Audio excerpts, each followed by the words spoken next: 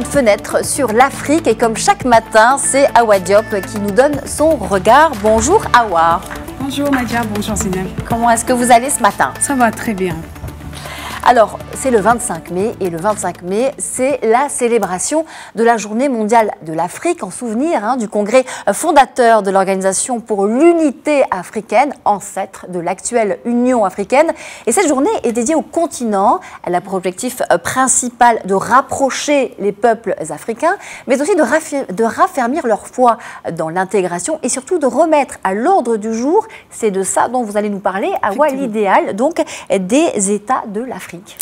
Vous l'avez dit Nadia, une journée très importante, mais pourtant méconnue par beaucoup d'Africains. La journée mondiale de l'Afrique célèbre donc, comme vous venez de le souligner, l'anniversaire de la signature des accords de l'Organisation de l'unité africaine. C'était à l'époque le 25 mai 1963, mais si l'OUA a depuis lors disparu et cédé la place à l'Union africaine le 25 mai 2003, cette organisation continue donc aujourd'hui, cette journée continue d'être célébrée dans la perspective d'un idéal panafricaniste, comme on le sait tous. Cette journée a donc pour objectif premier de rappeler d'abord la nécessité de renforcer l'unité et la solidarité des États africains.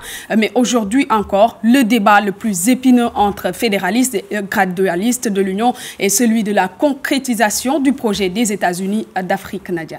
Alors les États-Unis d'Afrique, l'Afrique c'est vrai est un monde en pleine mutation, en profonde mutation. Qu'est-ce que ce projet d'union pourrait apporter au continent ?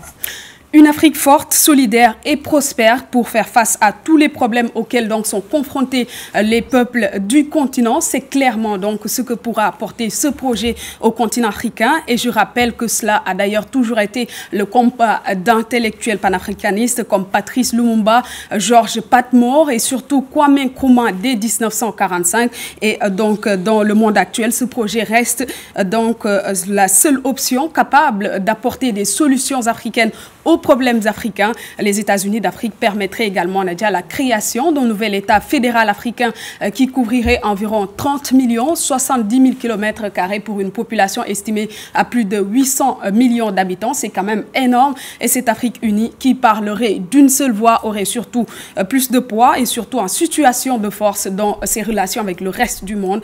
Ce projet permettrait surtout de construire une identité africaine autour plutôt d'un socle de valeurs communes que nous partageons tous dans ce continent. Alors, Awa, des avantages certes très évidents que pour avoir ce projet d'union, mais aujourd'hui la question, pourquoi ce projet demeure une utopie pour certains et pourquoi il n'est pas encore justement Alors, Zineb, je dirais que c'est plutôt une utopie réalisable. Je veux dire par là qu'il y a simplement un problème de volonté politique, une volonté de construire ensemble l'unité du continent. C'est cela donc l'unique obstacle à ce projet et cette réticence de certains dirigeants du continent à ce projet s'explique parfois par la crainte de certains gouvernements africains de perdre certains aspects de leur souveraineté, alors que pour les défenseurs de ce projet, il faut simplement apporter une réponse claire et efficace à cet aspect pour franchir le pas donc de ce projet. C'est pour dire que l'Afrique peut réaliser à l'instar donc des États-Unis d'Amérique l'unité du continent sans que les États ne consentent à concéder une partie ou plutôt la totalité de leur souveraineté spécifique comme la défense, la diplomatie ou encore l'intégrité territoriale de chaque État du continent africain. La mise en place surtout d'une telle initiative permettrait certainement au continent de mieux faire face à la pauvreté, l'instabilité et surtout au surendettement qui menace donc l'économie de beaucoup de pays du continent. Alors Awa, est-ce que véritablement aujourd'hui l'Union africaine s'inscrit dans cette volonté d'unir les peuples du continent dans un seul État pour mieux approfondir ce rêve d'intégration africaine ? Alors Nadia, il faudra d'abord noter que depuis sa création en 2003, l'Union africaine a suscité l'euphorie donc des peuples africains aspirant à un avenir meilleur. Cette organisation représente effectivement la concrétisation du sentiment de solidarité sur le continent.